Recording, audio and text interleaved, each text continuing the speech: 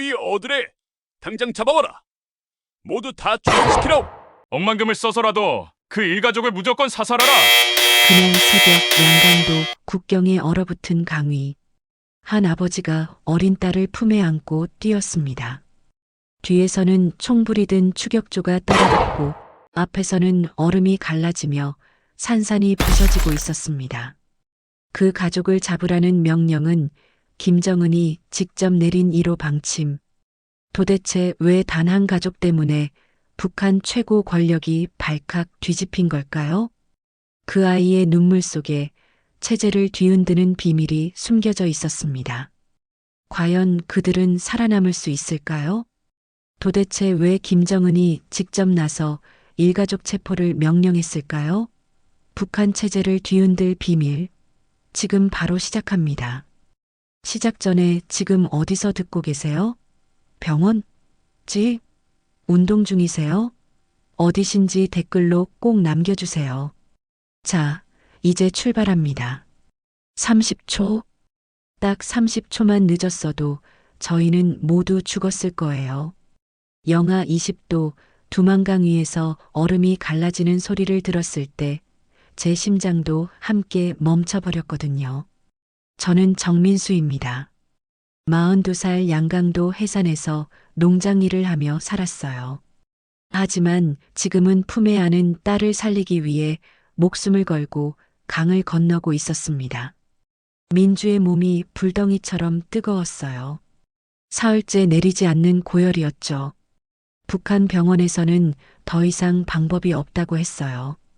그런데 제가 어떻게 포기할 수 있겠어요? 새벽 3시, 바로 이 시간을 택한 이유가 있었어요. 20년 지기 박철이 오늘 밤 초소 근무를 선다는 걸 알았거든요. 국경경비대 하사관인 그라면 혹시 눈을 감아줄 수도 있을 거라고 생각했어요. 하지만 막상 강가에 서니 다리가 떨렸습니다. 발밑 얼음 너머로 검은 물이 흘러가는 게 보였어요. 한 번 빠지면 살아나올 수 없는 추위였죠. 정말 갈 거야? 아내 순이가 마지막으로 물었어요. 목소리가 떨리고 있었습니다. 저도 확신이 서지 않았어요. 하지만 민주를 보니 더 이상 망설일 수 없었습니다. 첫 발을 얼음 위에 내디뎠어요. 드득 소리가 났습니다. 얼음이 우리 무게를 간신히 견디고 있는 소리였어요. 민주를 더 꽉 안았습니다. 절대 떨어뜨릴 수 없었거든요. 민주야, 눈 감으면 안 돼. 아빠가 널 살려줄게. 제가 딸의 귀에 속삭였어요. 민주가 희미하게 고개를 끄덕였습니다. 그 작은 움직임이 제게는 모든 희망이었죠. 초소에서 박철이 우리를 지켜보고 있었어요. 무전기를 손에 쥔 채 말이죠. 한 번만 누르면 끝이었어요. 우리는 체포되고 총살당할 거였습니다. 하지만 박철은 움직이지 않았어요. 강 가운데쯤 왔을 때였습니다. 갑자기 쩍 하는 소리가 크게 울렸어요. 얼음이 갈라지기 시작한 거였습니다. 제 발밑에서 금이 번개처럼 뻗어나갔어요. 아내가 뒤에서 작은 비명을 참았습니다. 소리를 크게 낼 수는 없었거든요. 들키면 모든 게 끝이니까요. 바로 그때였어요. 옆 초소에서 손전등 불빛이 번쩍였습니다. 다른 경비병이 우리를 발견한 거였어요. 저기 사람이 있다. 젊은 병사의 목소리가 들렸어요. 김상호라는 일병이었습니다. 그가 박철에게 소리쳤어요. 하사님, 탈북자입니다. 쏘시겠습니까? 제 등에 소름이 돋았어요. 이제 정말 끝인 걸까요? 하지만 발을 멈출 수는 없었습니다. 앞으로만 가야 했어요. 박철이 김상호의 총을 밀어냈어요. 잠깐만. 박철이 급히 말렸습니다. 왜 그랬을까요? 저는 이해할 수 없었어요. 박철은 군인이었거든요. 하지만 그 덕분에 우리는 계속 갈 수 있었어요. 얼음이 계속 갈라지는 소리를 내며 위협했지만 멈출 수는 없었습니다. 민주의 숨소리가 점점 약해졌어요. 제가 더 빨리 걸었습니다. 한 걸음 한 걸음이 생과 사를 가르는 걸음이었죠. 드디어 중국 땅이 가까워졌어요. 몇 발자국만 더 가면 안전할 거였어요. 하지만 바로 그때 뒤에서 다른 상관이 나타났습니다. 박철, 저기 탈북자다. 나이 든 상사가 소리쳤어요. 그가 총을 들어 우리를 조준했습니다. 박철이 또 방해했어요. 상사의 총을 밀어내며 시간을 끌어줬습니다. 20년 우정이 우리를 살린 거였어요. 마침내 중국 땅에 발을 디뎠습니다. 하지만 안전하지 않았어요. 뒤에서 탕 하고 총소리가 울렸거든요. 경고 사격이었지만 이제 대대적인 추격이 시작될 거였어요. 어둠 속으로 뛰어들었습니다. 민주를 꽉 안고 말이죠. 하지만 이제 진짜 시작이었어요. 중국에서도 우리는 안전하지 않았거든요. 북한에서는 분명 우리를 찾기 시작할 거였고 중국 공안도 우리를 잡으려 할 거였어요. 그리고 가장 큰 문제가 남아 있었습니다. 민주의 열이 더 올라가고 있었거든요. 시간이 얼마 남지 않았어요. 빨리 병원에 데려가야 했는데 돈도 없고 갈 곳도 없었습니다. 바로 그때 어둠 속에서 누군가가 나타났어요. 중국말을 하는 남자였습니다. 브로커였죠. 그가 우리를 보며 말했어요. 한국 가려면 나를 따라와. 하지만 그의 눈빛이 심상치 않았어요. 과연 이 사람을 믿어도 될까요? 그 브로커의 이름은 왕밍이었어요. 40대 중반, 뚱뚱한 몸에 금리가 번쩍거렸습니다. 그가 서둘러 저희를 재촉했어요. 북한 군인들이 곧 올 거라면서 말이죠. 낡은 트럭 짐칸에 숨어야 했어요. 어둡고 좁은 공간이었습니다. 하지만 민주를 살리기 위해서라면 뭐든 할 수 있었거든요. 트럭이 출발하자마자 왕밍이 폭탄 같은 요구를 했어요. 한국까지 가려면 5,000달러가 필요하다는 거였습니다. 저희에게는 천문학적인 돈이었어요. 평생 벌어도 모을 수 없는 액수였죠. 돈이 없다고 솔직히 말했더니 왕밍이 더 충격적인 제안을 했어요. 민주를 팔라는 거였습니다. 중국에 그런 아이들을 사는 사람들이 많다면서요. 순간 온몸에 분노가 치밀었어요. 절대 그럴 수 없었습니다. 바로 그때였어요. 민주가 갑자기 경련을 일으켰습니다.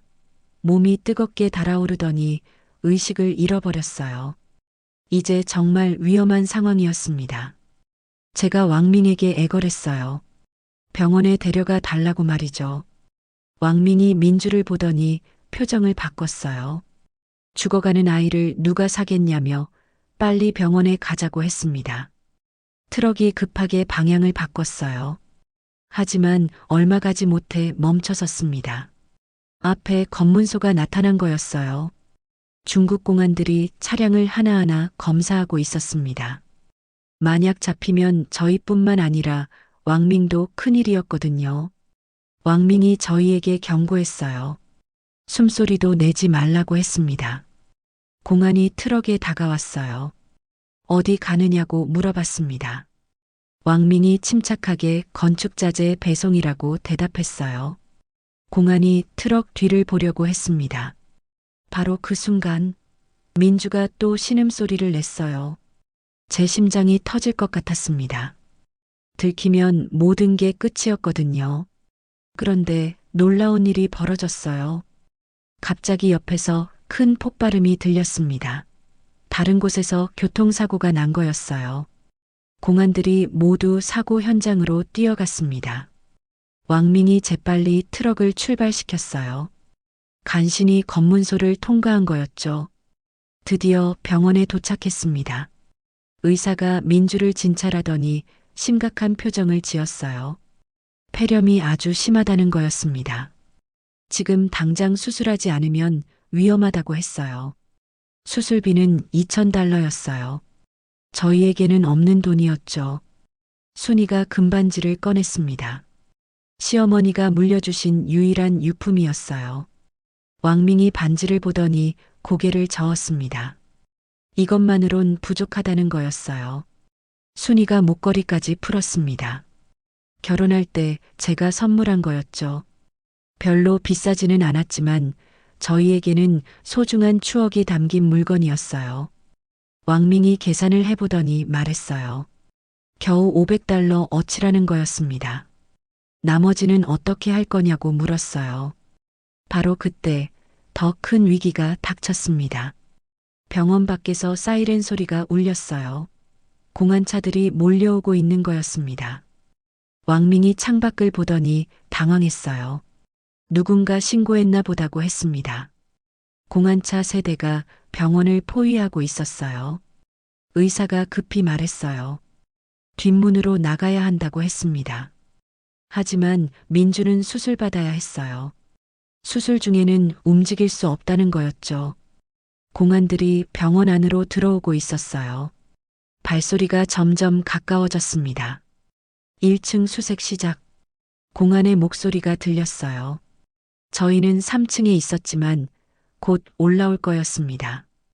왕밍이 갑자기 가방에서 뭔가를 꺼냈어요. 간호사 옷이었습니다. 순이에게 입으라고 했어요. 간병인 행세를 하고 민주는 중국 아이라고 하라는 거였죠. 급하게 신분을 바꿔야 했어요. 하지만 말이 통할까요? 바로 그때 2층에서 공안 목소리가 들렸습니다. 2층 수색 완료. 3층으로 올라간다. 이제 정말 몇 분 남지 않았어요. 계단에서 발소리가 들렸습니다. 한 걸음씩 위로 올라오는 소리였어요. 과연 저희가 살아남을 수 있을까요? 그리고 왕밍은 정말 저희를 도와주는 걸까요? 아니면 다른 속셈이 있는 걸까요? 민주의 생명이 위험한 상황에서 저희 앞에는 또 다른 절체절명의 위기가 다가오고 있었습니다. 바로 그 시각 평양에서는 큰일이 났어요. 새벽 4시 김정은이 급한 보고를 받고 있었습니다. 탈북자가 생겼다는 소식이었어요. 하지만 이번은 달랐습니다. 보통 탈북자라면 그냥 넘어갔을 거예요. 하지만 정민수는 특별했거든요. 그가 알고 있는 비밀 때문이었습니다. 정민수는 단순한 농장 일꾼이 아니었어요. 10년 전 그는 비밀 군사시설 건설 현장에서 일했었습니다. 북한의 가장 중요한 군사 기밀을 알고 있었어요.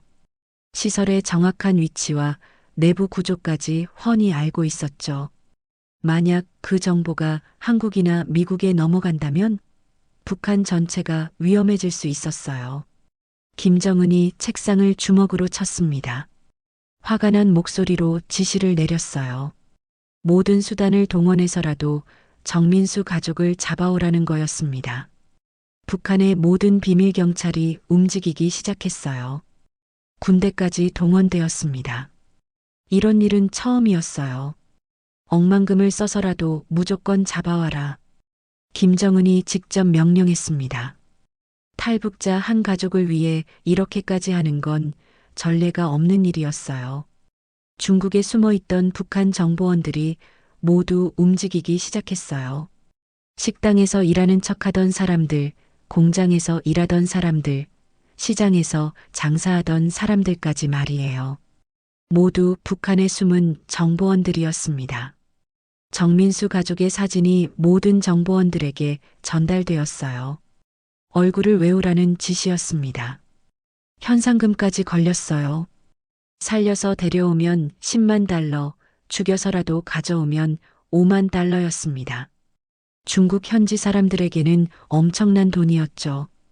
중국 경찰과도 비밀 협력이 시작되었어요. 겉으로는 불법 입국자를 잡는다고 했지만 실제로는 정민수 가족만을 노린 특별 작전이었습니다. 단둥에서 영길까지 중국 동북 지역 전체가 거대한 그물이 되었어요. 도로마다 검문소가 세워졌습니다.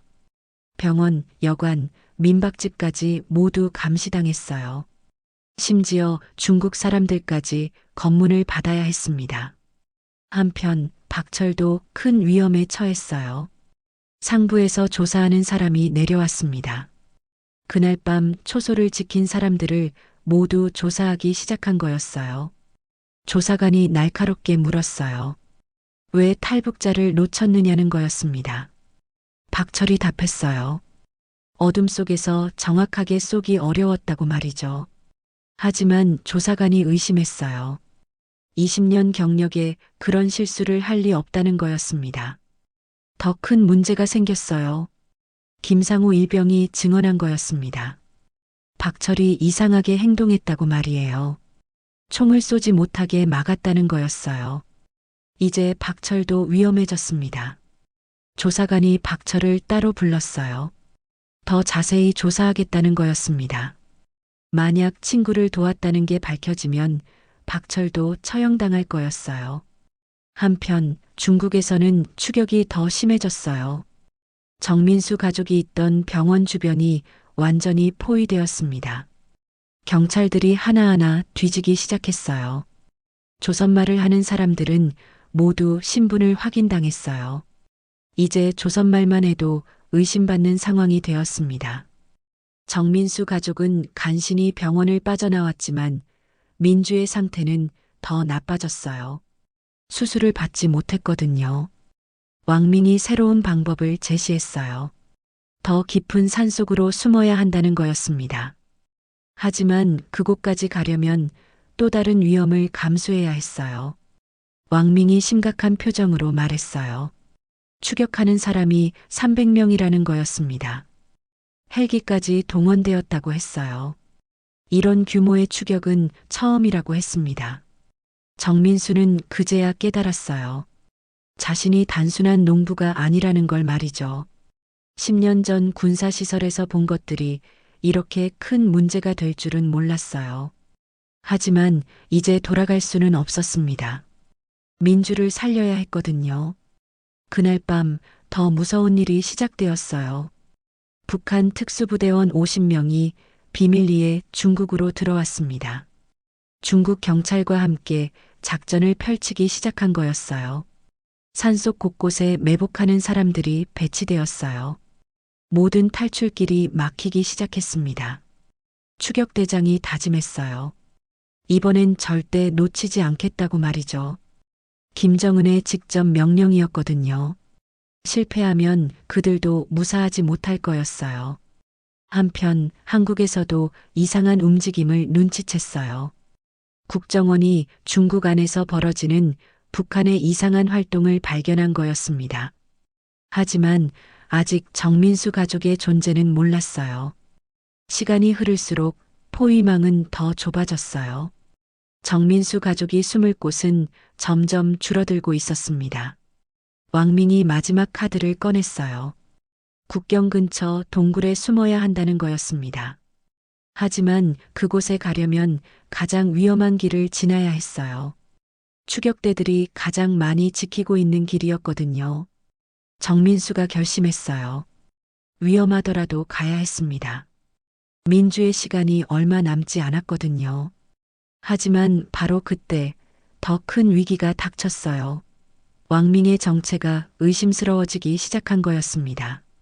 과연 그는 정말 도와주려는 걸까요? 아니면 다른 목적이 있는 걸까요? 그리고 박철은 조사를 무사히 넘길 수 있을까요? 이제 정말 모든 것이 걸린 마지막 승부가 시작되려 하고 있었습니다. 새벽이 밝아오고 있었어요. 하지만 저희에게는 희망이 아니라 절망의 시간이었습니다. 해가 뜨면 더 잘 보이거든요. 추격하는 사람들에게 말이에요. 왕민이 산속 작은 집으로 안내했어요. 낡고 허름한 곳이었습니다. 하지만 숨기에는 좋은 곳이었어요. 민주의 상태가 점점 나빠지고 있었어요. 열이 더 올라갔습니다. 숨 쉬는 것도 힘들어 보였어요. 제가 다급하게 말했어요. 빨리 한국에 가야 한다고 말이죠. 하지만 왕민이 고개를 저었습니다. 지금은 너무 위험하다는 거였어요. 바로 그때였어요. 밖에서 발소리가 들렸습니다. 여러 명이 오고 있는 소리였어요. 무거운 군화 소리였습니다. 왕민이 창문으로 밖을 살펴봤어요. 표정이 굳어졌습니다. 북한 군인들이다. 50명의 군인들이 산을 뒤지고 있었어요. 하나하나 집을 확인하고 있었습니다. 저희가 있는 곳까지는 100m 정도 남았어요. 시간이 얼마 없었습니다. 왕밍이 속삭였어요. 뒷문으로 나가야 한다고 했습니다. 하지만 민주를 데리고 빨리 뛸 수 있을까요? 민주가 또 기침을 했어요. 작은 소리였지만 조용한 산속에서는 들릴 수 있었죠. 제가 민주를 조용히 달랬어요. 군인들의 목소리가 들렸어요. 이 집부터 확인하자는 소리였습니다. 점점 가까워지고 있었어요. 왕밍이 뒷문을 살짝 열었어요. 다행히 그쪽에는 아무도 없었습니다. 지금이야. 빨리. 저희가 조용히 뒷문으로 나갔어요. 민주를 꽉 안고 말이죠. 하지만 얼마 가지 못했어요. 앞에서 또 다른 군인이 나타난 거였습니다. 거기서 군인이 소리쳤어요. 저희를 발견한 거였습니다. 이제 끝인 줄 알았어요. 그런데 놀라운 일이 벌어졌어요. 왕밍이 재빨리 군인에게 다가갔습니다. 뭔가를 보여주더니 중국말로 이야기했어요. 잠깐 동안 이야기를 나눈 후 군인이 고개를 끄덕였습니다. 그리고 다른 곳으로 가버렸어요.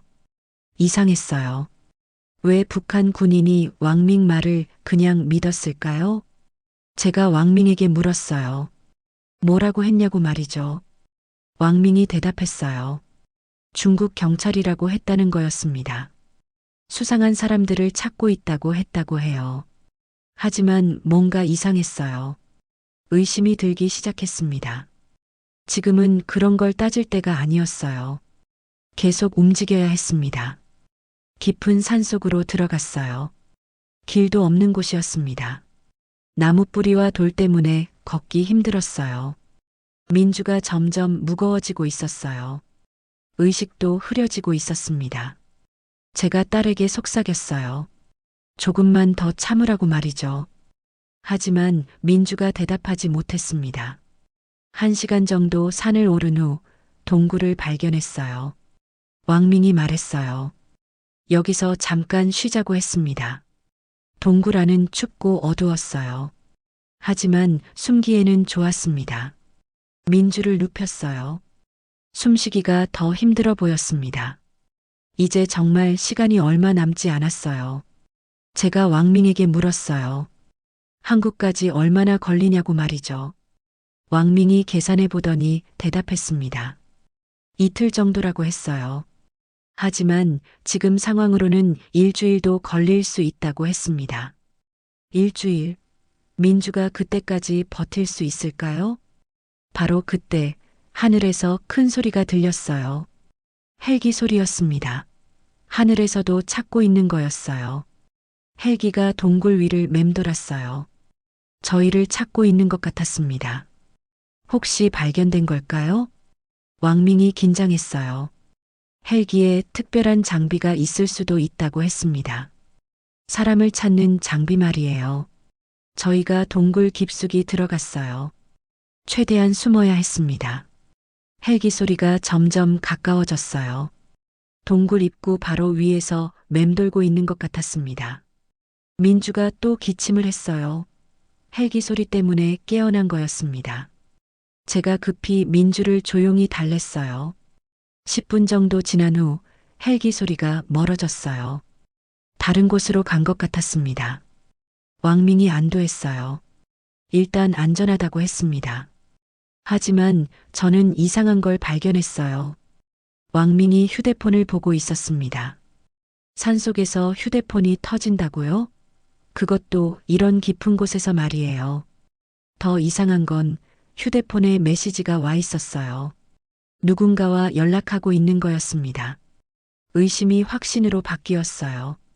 왕밍이 우리를 속이고 있는 것 같았습니다. 하지만 지금 따질 수는 없었어요. 민주의 상태가 너무 심각했거든요. 왕밍이 말했어요. 밤이 되면 다시 움직이자고 했습니다. 그때까지 기다려야 한다고 했어요. 하지만 정말 기다려도 될까요? 민주가 그때까지 버틸 수 있을까요? 그리고 왕밍이 정말 우리를 도와주는 걸까요? 바로 그때 동굴 밖에서 또 다른 소리가 들렸어요. 개 짖는 소리였습니다. 추적하는 개들이 우리를 쫓아오고 있는 거였어요. 개들은 냄새를 맡고 따라옵니다. 숨어 있어도 찾아낼 수 있어요. 왕밍의 표정이 급하게 변했어요. 이제 정말 위험하다고 했습니다. 빨리 더 깊은 곳으로 가야 해. 하지만 민주를 데리고 깊은 동굴로 들어갈 수 있을까요? 그리고 거기서 나올 수 있을까요? 개 짖는 소리가 점점 가까워지고 있었어요. 이제 정말 몇 분 남지 않았습니다. 과연 저희가 이 위기를 벗어날 수 있을까요? 그리고 왕밍은 정말 믿을 수 있는 사람일까요? 모든 것이 불확실한 상황에서 저희는 또 다른 선택을 해야 했습니다. 개 짖는 소리가 점점 가까워지고 있었어요. 추적하는 개들이 저희 냄새를 맡고 따라오고 있는 거였습니다. 숨어 있어도 소용없었어요. 개들은 냄새로 찾거든요. 왕밍이 급하게 말했어요. 더 깊은 동굴로 들어가야 한다고 했습니다. 하지만 민주를 데리고 갈 수 있을까요? 민주의 상태가 더 나빠지고 있었어요. 숨쉬기가 힘들어 보였습니다. 얼굴색도 안 좋아졌어요. 제가 민주를 안고 동굴 깊숙이 들어갔어요. 왕민과 순이가 뒤따라왔습니다. 동굴 안은 정말 어두웠어요. 손앞도 보이지 않았습니다. 발밑도 울퉁불퉁해서 걷기 힘들었어요. 바로 그때였어요. 왕민의 휴대폰이 울렸습니다. 동굴 안에서 휴대폰이 울린다고요? 이상했어요. 이런 깊은 산속에서 휴대폰이 터질 리 없었거든요. 왕민이 급히 전화를 받았어요. 중국말로 이야기했습니다. 저는 중국말을 못해서 무슨 말인지 몰랐어요. 하지만 왕민의 목소리가 이상했어요. 마치 누군가에게 보고하는 것 같았습니다. 어디에 있냐고 물어보는군요. 왕민이 그렇게 말하는 게 들렸어요. 누군가 저희 위치를 묻고 있는 거였습니다. 전화를 끊은 후 왕민이 말했어요. 친구에게 연락했다고 했습니다. 도움을 요청했다고 해요. 하지만 저는 믿을 수 없었어요. 뭔가 수상했거든요. 개 짖는 소리가 동굴 입구에서 들렸어요. 추적하는 개들이 동굴을 발견한 거였습니다. 여기까지 왔다. 안으로 들어가자. 사람들의 목소리가 들렸어요. 이제 정말 끝인 것 같았습니다. 왕민이 갑자기 뭔가를 꺼냈어요. 손전등이었습니다. 동굴 안을 비췄어요. 이쪽으로 와. 숨을 곳이 있어.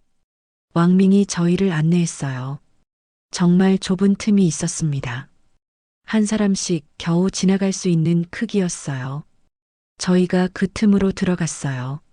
민주를 조심스럽게 안고 말이죠. 통로는 정말 좁았어요. 몸을 옆으로 해야 겨우 지나갈 수 있었습니다.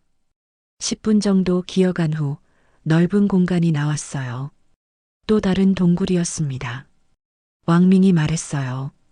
여기는 안전하다고 했습니다. 아무도 모르는 곳이라고 해요. 하지만 저는 여전히 의심스러웠어요. 왕민이 어떻게 이런 곳을 이렇게 잘 알고 있을까요? 민주를 바닥에 눕혔어요. 상태가 더 심각해졌습니다. 열이 더 오르고 있었어요. 제가 절박하게 말했어요. 병원에 가야 한다고 말이죠. 하지만 왕민이 고개를 저었습니다. 지금은 불가능하다는 거였어요. 너무 위험하다고 했습니다. 그러면서 왕민이 이상한 제안을 했어요. 내가 약을 구해올게. 여기서 기다려. 왜 혼자 나가려는 걸까요? 더 의심스러웠어요. 제가 말했어요. 같이 가겠다고 말이죠. 하지만 왕민이 반대했습니다. 너희가 나가면 위험하다는 거였어요. 자신은 중국 사람이니까 괜찮다고 했습니다. 왕민의 말이 맞는 것 같았어요. 하지만 뭔가 불안했습니다. 1시간만 기다려. 금방 돌아올게. 왕민이 말하고는 동굴을 나갔어요. 저희만 남겨두고 말이죠. 동굴 안은 조용했어요. 민주의 가쁜 숨소리만 들렸습니다. 순이가 제 손을 잡았어요. 불안해하고 있었습니다. 정말 괜찮을까요? 순이가 물었어요. 저도 확신할 수 없었습니다. 30분이 지났어요. 왕민이 돌아오지 않았습니다. 1시간이 지났어요. 여전히 소식이 없었어요. 점점 불안해졌어요. 설마 저희를 버리고 간 건 아닐까요? 바로 그때 끔찍한 진실을 알게 되었어요. 동굴 밖에서 발소리가 들렸습니다. 여러 명이 오고 있는 소리였어요. 여기다. 이 동굴 안에 숨어 있어. 왕밍의 목소리였습니다. 정말 배신한 거였어요. 저희를 잡으러 온 거였습니다. 왕밍이 직접 길을 안내하고 있었어요. 빨리 잡아. 도망가면 안 돼. 북한 군인의 목소리도 들렸어요. 이제 정말 끝인 것 같았습니다. 제가 급히 민주를 안았어요. 어떻게 해야 할까요? 이 동굴에는 다른 출구가 없었습니다. 발소리가 점점 가까워졌어요. 손전등 불빛이 보이기 시작했습니다. 나와. 다 보고 있다. 북한 군인이 소리쳤어요. 이제 정말 끝인 것 같았습니다. 하지만 포기할 수 없었어요. 민주를 지켜야 했거든요. 동굴 구석에 큰 바위가 있었어요. 그 뒤로 숨었습니다. 하지만 얼마나 버틸 수 있을까요? 금방 발견될 거였어요. 바로 그때 놀라운 일이 벌어졌어요. 동굴 밖에서 총소리가 들렸습니다. 탕탕탕. 연속으로 3발이었어요.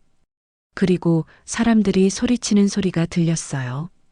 큰 싸움이 벌어지고 있는 것 같았습니다. 무슨 일이 벌어진 걸까요? 총소리가 더 들렸어요. 정말 치열한 싸움이 벌어지고 있는 것 같았습니다. 도와줘. 쏘지 마. 왕밍의 목소리가 들렸어요. 무서워하고 있는 것 같았습니다. 10분 정도 지난 후 조용해졌어요. 누가 이긴 걸까요? 그리고 누군가 동굴 안으로 들어왔습니다. 괜찮으세요? 저는 한국에서 왔어요. 한국말이었어요. 정말 한국 사람이 나타난 거였습니다. 젊은 남자였어요. 군인 같아 보였습니다. 한국 정보부에서 파견됐어요. 구출하러 왔습니다. 한국 정보부, 우리나라 정보기관이었어요. 제가 물었어요. 어떻게 저희를 알았냐고 말이죠. 그 사람이 대답했습니다. 정민수 씨가 알고 있는 정보가 중요하다는 거였어요. 북한이 그래서 이렇게까지 추격하는 거라고 했습니다. 정말 그랬어요. 제가 알고 있는 군사시설 정보 때문이었습니다. 지금 당장 이 아이를 병원에 데려가 주세요. 제가 간절히 부탁했어요. 민주의 상태가 정말 위험했거든요. 준비되어 있어요. 구급차가 대기 중입니다. 정말요? 드디어 구원받은 걸까요? 하지만 조심해야 해요. 아직 주변에 적들이 남아있을 수 있어요. 한국 요원이 말했어요. 아직 완전히 안전하지 않다는 거였습니다. 과연 저희가 무사히 빠져나갈 수 있을까요? 그리고 민주를 살릴 수 있을까요? 진짜 마지막 고비가 남아있었습니다. 밖이 너무 밝았어요. 낮이 되어 있었거든요. 숨기 어려운 상황이었습니다. 하지만 기다릴 시간이 없었어요. 민주의 상태가 너무 심각했거든요. 한국 요원이 급하게 상황을 설명해 줬어요. 구급차가 산 아래 대기하고 있다는 거였습니다. 하지만 그곳까지 가려면 북한 군인들을 피해야 했어요. 제가 민주를 꽉 안았어요. 아이가 너무 가벼워졌습니다. 열 때문에 많이 빠졌거든요. 조심스럽게 동굴을 나왔어요. 밖에는 정말 많은 발자국이 있었습니다. 치열한 싸움이 벌어졌다는 증거였어요. 왕밍이 바닥에 쓰러져 있었어요. 다리를 다친 것 같았습니다. 하지만 저는 동정하지 않았어요. 배신자였거든요. 산을 내려가기 시작했어요. 한국 요원이 앞에서 길을 안내했습니다. 10분 정도 내려간 후 또 다른 위기가 닥쳤어요. 헬기 소리가 들렸습니다. 북한 헬기가 다시 나타난 거였어요. 하늘에서 저희를 찾고 있었습니다. 한국 요원이 큰 나무 아래로 숨으라고 했어요. 헬기가 바로 위를 지나갔습니다.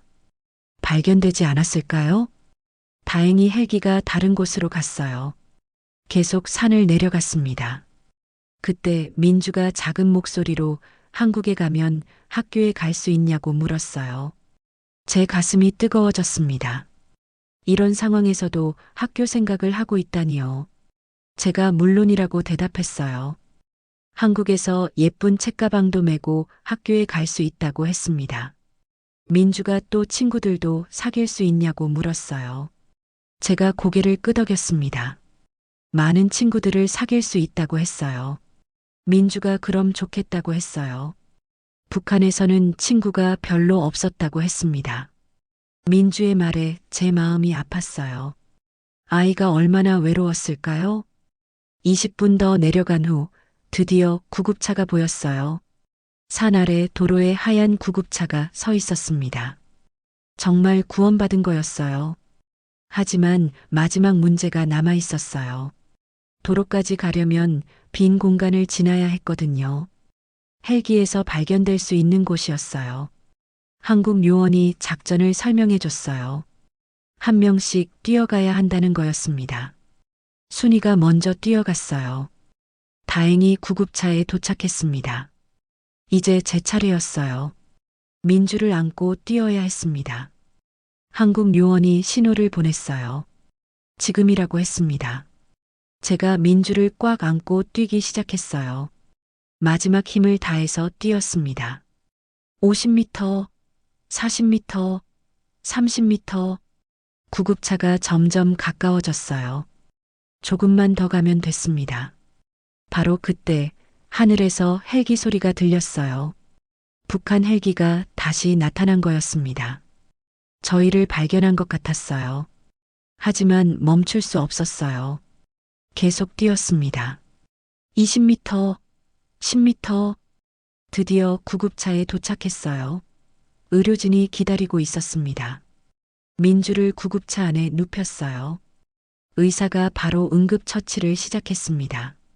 구급차가 바로 출발했어요. 헬기가 뒤따라왔지만 이미 중국 도시 안으로 들어왔습니다. 구급차 안에서 민주가 정말 살았냐고 물었어요. 제가 고개를 끄덕였습니다.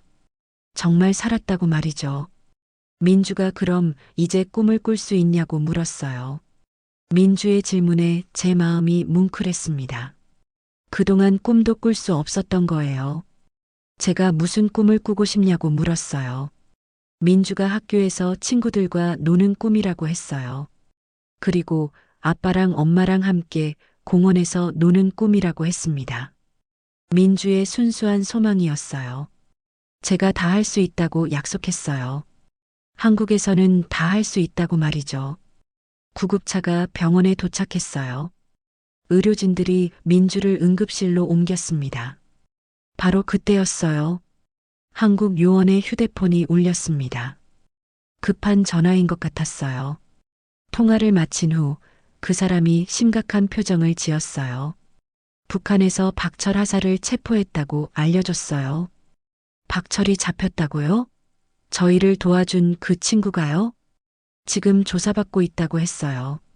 탈북자를 도왔다는 혐의로 말이죠. 제 머리가 하얘졌어요. 박철이 저희 때문에 위험해진 거였습니다.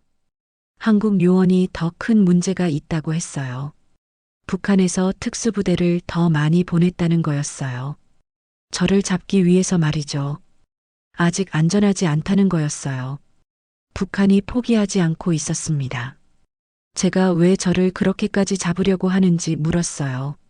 한국 요원이 심각하게 대답했습니다.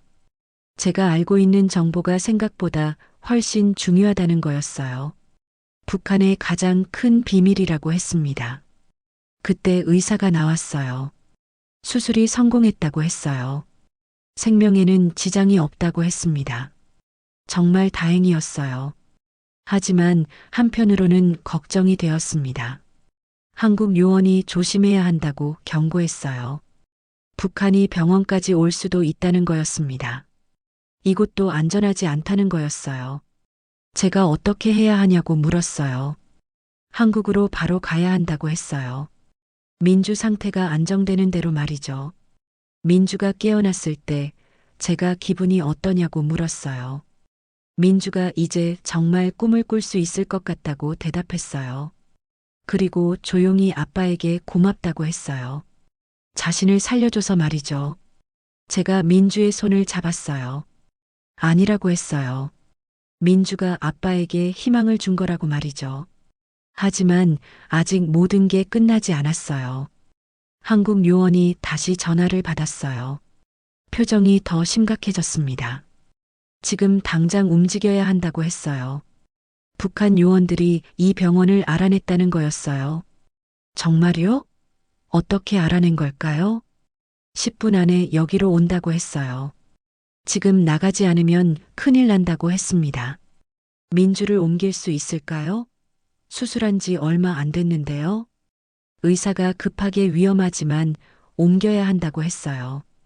구급차로 바로 공항으로 가야 한다고 했습니다. 한국행 비행기가 대기 중이라고 했어요. 정말 마지막 탈출이 시작되는 거였어요. 과연 저희가 북한의 마지막 추격을 피하고 한국에 갈 수 있을까요? 그리고 박철은 어떻게 될까요? 진짜 마지막 위기가 시작되었습니다. 10분, 딱 10분 안에 북한 요원들이 병원에 올 거라고 했어요. 민주를 수술한 지 겨우 1시간밖에 안 됐는데 옮겨야 했습니다. 의료진이 급하게 민주를 이동용 침대에 옮겼어요.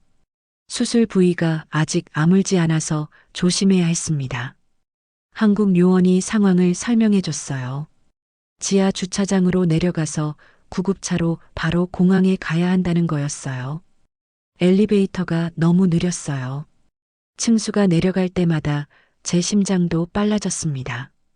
지하 주차장에 도착했을 때 구급차가 이미 대기하고 있었어요. 엔진을 켜놓은 채로 말이죠. 민주를 구급차에 태웠어요. 의사와 간호사도 함께 탔습니다. 이동 중에도 계속 치료해야 했거든요. 구급차가 출발했어요. 하지만 지하 주차장 출구에서 문제가 생겼습니다. 경비원이 차를 멈추라고 했어요. 신분 확인을 하겠다는 거였습니다.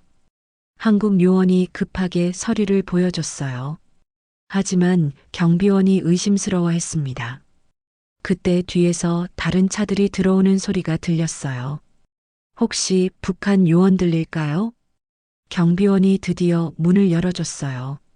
구급차가 급하게 나갔습니다. 하지만 안전하지 않았어요. 뒤에서 검은 차 세대가 따라오고 있었거든요. 한국 요원이 운전기사에게 빨리 가라고 했어요. 추격받고 있다는 거였습니다. 구급차가 속도를 높였어요. 하지만 민주 때문에 너무 빨리 갈 수는 없었습니다. 검은 차들이 점점 가까워졌어요. 이제 바로 뒤까지 따라왔습니다. 한국 요원이 무전기로 연락했어요. 도움을 요청하는 거였습니다. 그때 앞에서 다른 차들이 나타났어요. 한국 요원들이었습니다. 저희를 도우러 온 거였어요. 한국 요원들이 검은 차들을 막아섰어요. 그 사이에 저희는 계속 갈 수 있었습니다. 뒤에서 소란이 벌어지는 소리가 들렸어요. 하지만 돌아볼 수는 없었습니다. 공항이 가까워졌어요. 하지만 마지막 관문이 남아 있었습니다. 공항 입구에도 검문소가 있었어요. 중국 공안들이 검사하고 있었습니다. 한국 요원이 특별한 서류를 준비했어요. 외교 관련 서류인 것 같았습니다. 공안이 서류를 확인했어요. 오래 걸렸습니다. 제 손에 땀이 났어요. 드디어 통과했어요. 공항 안으로 들어갈 수 있었습니다. 하지만 여기서도 문제가 생겼어요. 공항 안에 수상한 사람들이 있었습니다. 북한 요원들인 것 같았어요. 한국 요원이 다른 길로 가자고 했어요. 정면으로 가면 위험하다는 거였습니다. 화물 구역으로 돌아서 갔어요. 일반 승객들이 다니지 않는 곳이었습니다. 길이 복잡했어요. 여러 번 돌아서 가야 했습니다. 시간이 오래 걸렸어요. 그 사이 민주의 상태가 걱정되었어요. 수술 부위에서 피가 조금 나고 있었거든요. 의사가 급하게 지혈했어요. 빨리 안정된 곳에 가야 한다고 했습니다. 드디어 비행기가 보였어요. 한국 정부 전용기였습니다. 하지만 비행기까지 가려면 활주로를 건너야 했어요. 넓은 공간이라 숨을 곳이 없었습니다. 한국 요원들이 주변을 살폈어요. 다행히 수상한 사람은 보이지 않았습니다.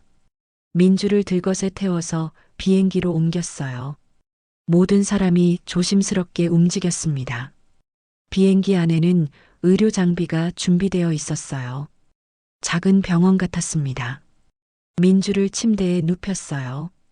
의사가 다시 검사했습니다. 다행히 큰 문제는 없다고 했어요. 비행기가 이륙 준비를 시작했어요. 엔진 소리가 커졌습니다. 한국 요원이 안도했어요. 이제 거의 안전하다고 했습니다. 하지만 바로 그때였어요. 공항 관제탑에서 연락이 왔어요.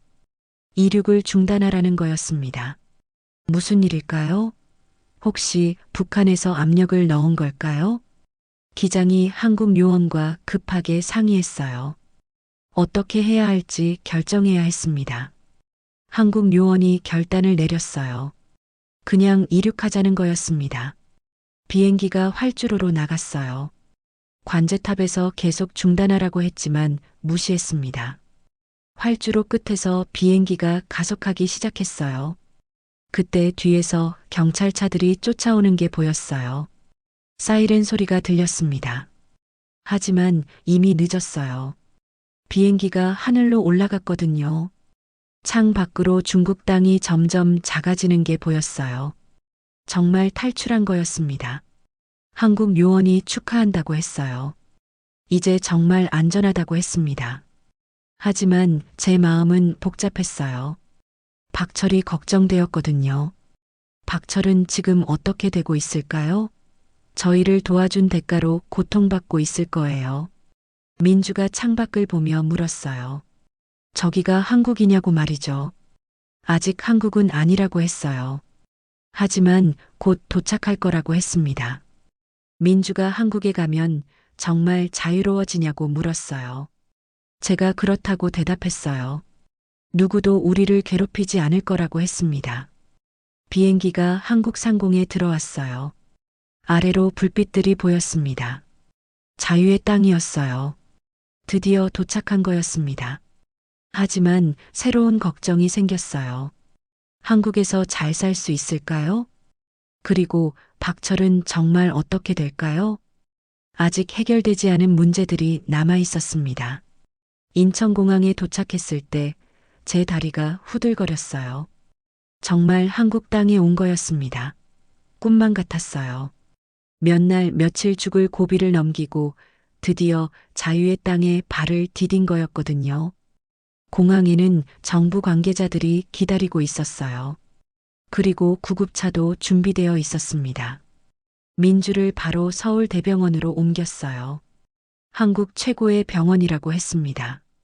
한국 의사들이 민주를 정밀 검사했어요.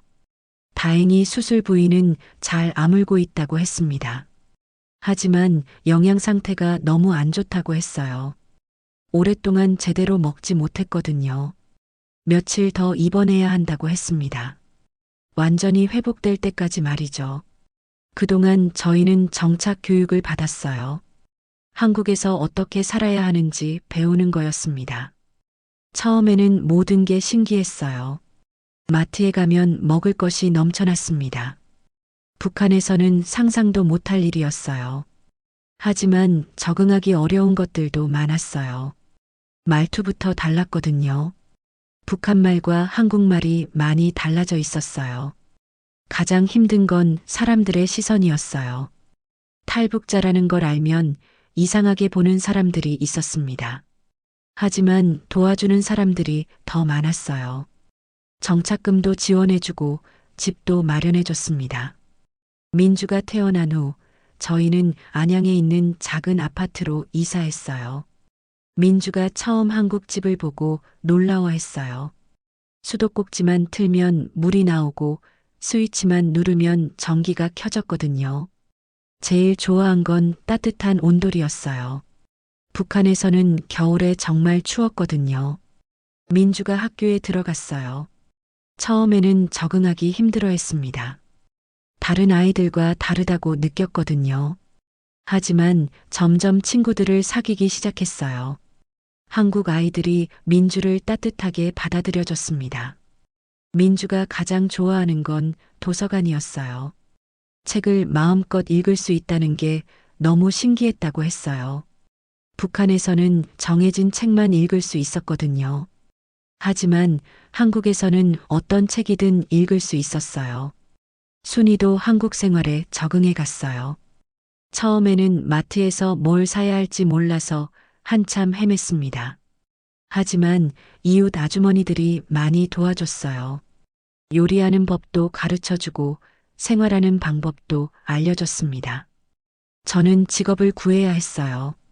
정부에서 직업 훈련도 지원해 줬습니다. 처음에는 공장에서 일했어요. 힘들었지만 정직한 노동이었습니다. 아무도 감시하지 않았어요. 월급을 받았을 때 정말 신기했어요. 내가 일한 만큼 돈을 받는다는 게 말이죠. 북한에서는 열심히 일해도 배급이 늘어나지 않았거든요. 하지만 한국에서는 노력한 만큼 보상을 받았어요. 몇 달 후 저는 더 좋은 일자리를 구했어요. 건설 현장에서 일하게 된 거였습니다. 북한에서 핵시설 건설 경험이 도움이 되었어요. 기술이 있으니까 인정받을 수 있었습니다. 1년이 지나자 저희 생활이 많이 안정되었어요. 민주도 완전히 건강해졌고 학교 성적도 좋았습니다. 하지만 여전히 마음 한구석이 무거웠어요. 박철 때문이었습니다. 북한에 있는 친구가 어떻게 지내고 있을까 걱정되었어요. 저희를 도와준 대가로 고생하고 있을 거 아니에요. 그러던 어느 날 놀라운 소식을 들었어요. 통일부에서 연락이 왔습니다. 박철에 대한 소식이 있다는 거였어요. 박철이 탈북했다는 거였어요. 정말 믿을 수 없었습니다. 알고 보니 박철도 조사받는 동안 도망칠 기회를 찾고 있었대요. 그리고 마침내 성공한 거였어요. 중국을 거쳐서 한국에 오는 중이라고 했습니다. 곧 만날 수 있을 거라고 했어요.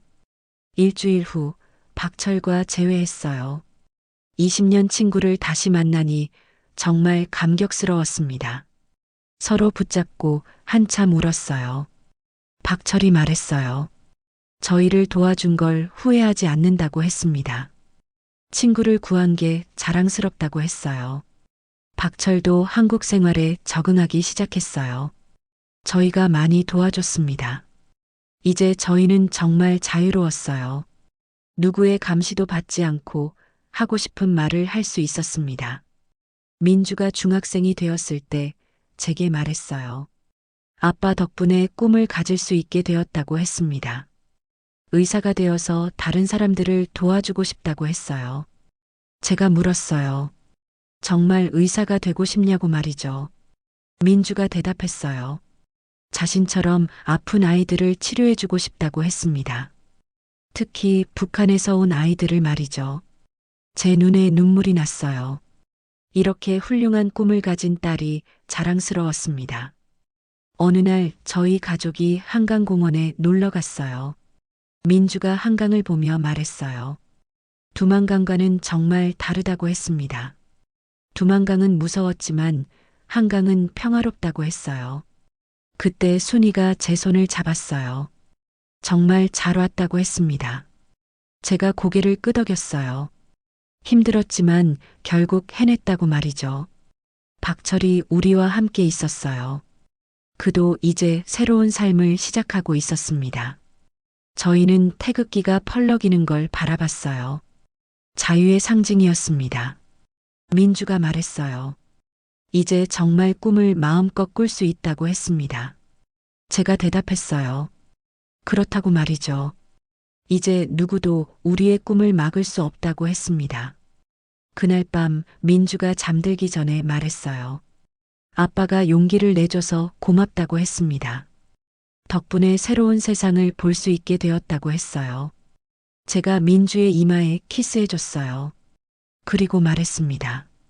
내가 아빠에게 희망을 준 거라고 말이죠. 너 때문에 포기하지 않을 수 있었다고 했어요.